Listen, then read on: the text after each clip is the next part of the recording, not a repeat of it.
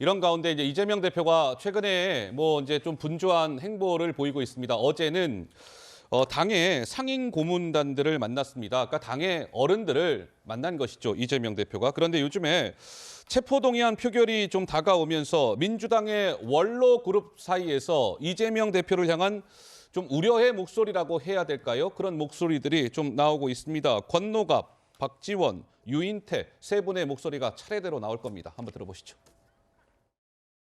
그 의원총회에서 결정한 바 같이 그렇게 따라가고 다음번에는 떳떳하고 당당하게 임해서 선당 후사의 정신을 발휘해 줬으면 하는 그 바람이 있습니다. 민주당이 이재명 싸움만 하고 있으니까 지지도가 떨어진다. 그렇기 때문에 잘한 것 인정하자. 그래서 한 손에 검찰 리스크, 한 손에 개혁과 민생을 가지고 일하면서 싸워야지. 눈만 뜨면은 이재명 하면은 국민들이 민주당을 좋아하겠느냐. 그동안 불체포 특권 내려놓겠다고 여러 번 공약도 했으면 실질 심사 받지 한번. 개항 가서 배지 달아가지고 아무리 압도적 지지라고는 하지만은 그 지금 대표도 해가지고 하여튼 대선 이후에 무슨 주식을 사질 않았나, 내년 총선 제대로 치르겠나 뭐 이런 걱정들을 하더라고요.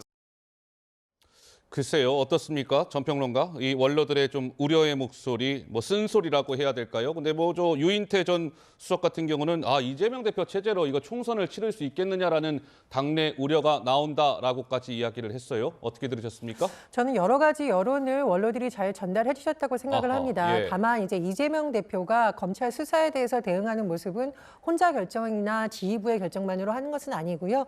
최근에도 보면 의원총회를 통해서 또 의원들의 의견을 듣고 있습니다. 그래서 그런 부분을 감안해서 앞으로 당의 진로와 관련해서 또 이 대표가 본인을 둘러싼 여러 가지 의혹에 대해서 대응을 할 거라고 보고요. 예. 다만 저는 이 민주당의 좀 독특한 특성을 제가 생각하건데 독특한 특성이라면? 밖에서 탄압하는 듯한 보이면 오히려 결집한다라는 특성이 있다고 저는 생각을 해요. 제가 예. 취재해봤던 경험으로서. 그렇군요. 그래서 지금 어떻게 보면 뭐 한동훈 장관의 발언이라든가 검찰의 행태가 오히려 의원들로 하여금 이재명 대표를 중심으로 뭉쳐야만 된다라는 또 다른 기류에 영향을 미치고 있는 것이라고 보고요. 예. 또 제가 원외위원장들한테 전화를 돌려서 취재를 해봐도 이 대표에 대한 어떤 걱정이나 이런 것보다는 정말 윤석열 정권이 너무 민생 망치고 있고 야당에 대한 탄압이 너무 심하다는 의견이 확산되고 있다는 의견도 있습니다. 그래서 그런 양쪽의 의견을 좀 같이 봐야 된다고 생각을 합니다.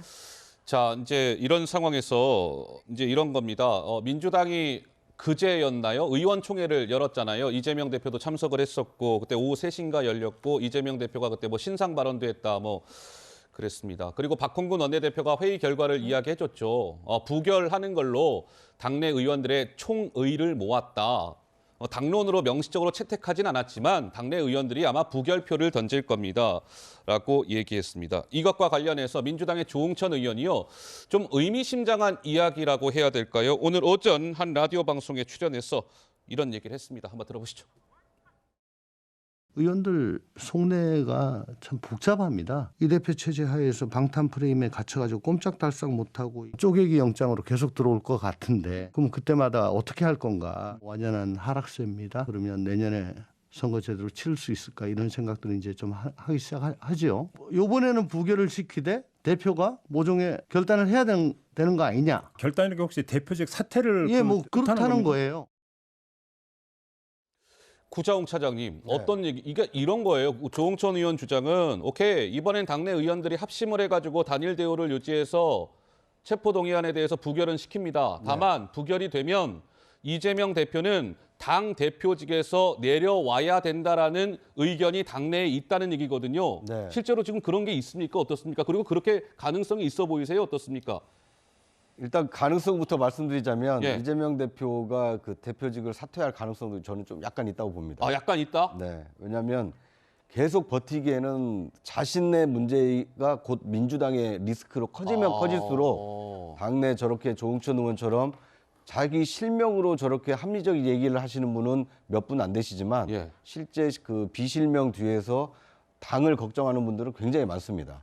특히나 수도권에서 국회의원 배지를 달고 계신 분들의 경우에는 이재명 대표와 함께 내년 총선을 과연 치를 수 있겠느냐. 예. 그거에 대한 회의적인 생각을 가지고 계신 분들이 많기 때문에 물론 구속영장 청구가 이번에 처음 왔고 체포동의안이 처음 왔는데 처음 오자마자 바로 그 가결시켜가지고 이재명 대표를 영장실질심사로 보내는 것이 맞느냐. 예. 이런 당내 여론이 많은 것도 사실입니다.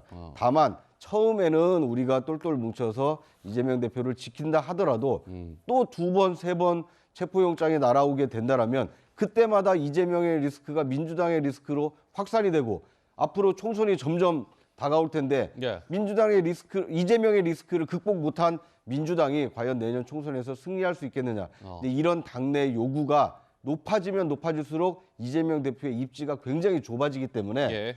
적절한 시점에 뭐 만약에 이제 그 체포영장이 계속해서 한 2번, 3번 반복해서 온다든지 네네. 아니면 검찰이 체포영장을 더 이상 보내지 않고 뭐 그 재판을 회부한다든지 이런 어떤 순간이 온다라면 이재명 대표가 정치적 결단을 할 필요도 있고 예. 그건 자기의 자의에서 한다라면 많은 그 지지자들로부터 응원을 받겠지만 타의에 의해서 쫓겨나듯이 만약에 당대표직에서 끌려 내려온다라면 개인도 불명예스럽지만 민주당 자체도 자중질환에 예. 빠질 가능성이 크기 때문에 이재명 대표로서는 결단의 순간이 다가올 수밖에 없지 않나 뭐 이렇게 예상이 됩니다. 박수성님 그럼 어때요? 저는 이제 뭐 가능성을 고자홍 차장께 여쭤봤다면 또 우리 박수석께서는 또 민주당에 또 오랜 동안 몸을 담고 계시니까 박수성님 개인 생각은 어떻습니까? 이재명 대표가 이번에 체포동의안 뭐 부결될 가능성이 매우 높죠. 그럼 부결되면 아까 조홍천 의원 얘기대로 글쎄요 좀 억울하고 뭐 그런 게 있더라도 이재명 대표가 좀 대표직을 던지는 것도 방법이라고 생각하십니까? 또는 그래야 한다고 생각하십니까? 아니면 그에 반대로 생각하십니까? 어떻습니까?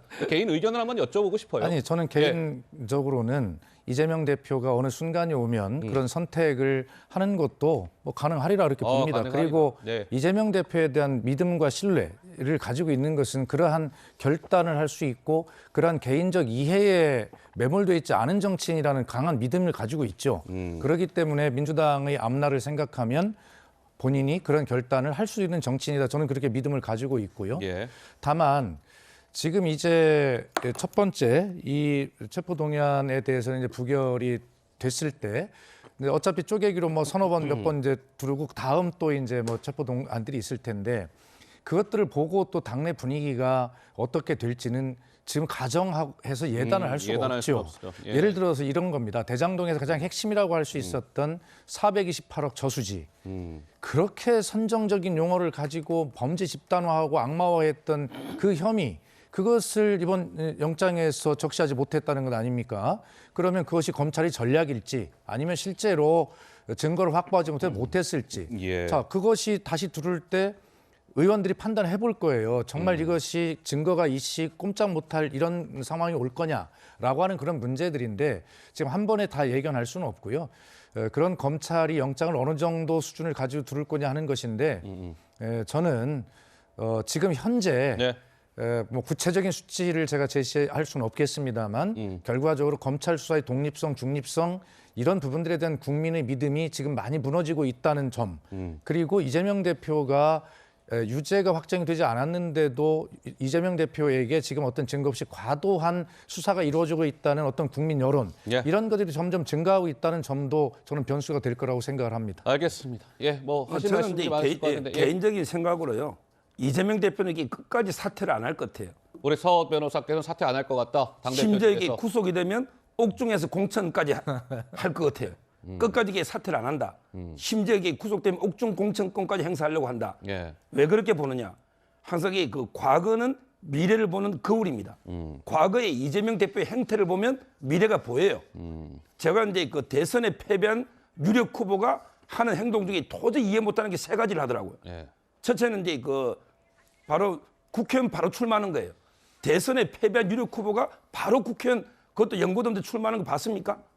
그다음에 2번째 당대표에 또 출마하더라고요. 당대표에. 예. 그다음에 3번째 떨어지자마자 이게 주식 투자를 하더라고요. 이 아까 세 뭐 가지는 유인태 수석도 뭐 그런 이 3가지 제가 처음 예. 보는데 앞에 2가지는 바로 이게 방탄 아닙니까? 본인이 구속을 면하기 위해서 국회의원 배지 방탄, 당대표 배지 방탄 예. 이렇게 했는데 이분이 스스로 내려놓겠습니까? 저는 그럴 일은 없다고 봅니다. 구체적으로 아까 좀 네. 뭐 말씀하시고 있으시다면서요. 그런데 이제 이재명 대표가 당 대표로서 내년 총선까지 만약에 그 진두지휘하게 된다라면 총선 승리가 전제가 돼야 됩니다. 그러니까 지금 이재명 대표가 불체포 특권의 체포동의안 부결을 기대할 수 있는 것은 민주당이 지금 과반이 넘는 다수 의석을 확보하고 있기 때문에 체포 동의안이 오더라도 이걸 부결시킬 수 있는 실질적인 힘과 권한을 가지고 있는 것이거든요.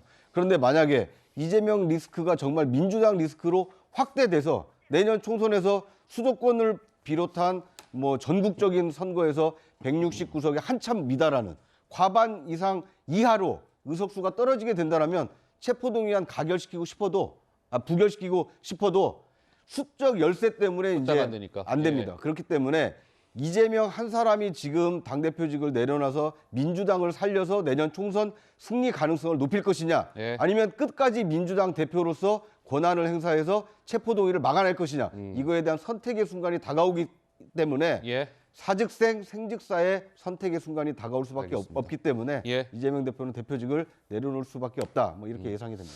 알겠습니다. 뭐 글쎄요, 뭐 어떤 선택을 하게 될지 이재명 대표가 뭐 여러 가지 해석이 나오고 있습니다.